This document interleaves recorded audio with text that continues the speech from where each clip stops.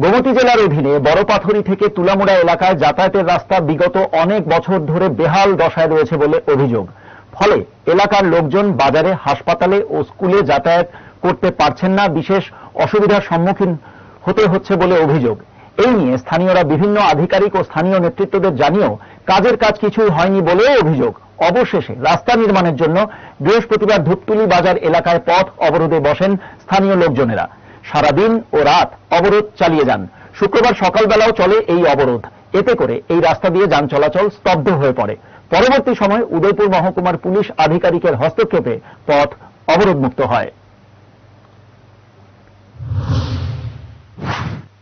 মারা গেছে জানেন, গাড়িটা এই রাস্তা লাগিয়ে গাড়ি চাকরা সিজার করে লাগছে, গোবরে ফেটে দিতে পারছে না, মারা গেছে। আজকে কি হয়েছে? কে নিছে?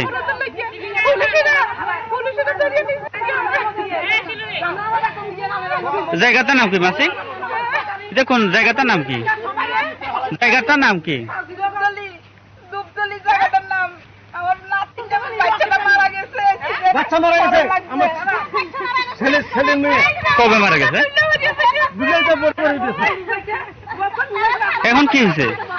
এখন কি?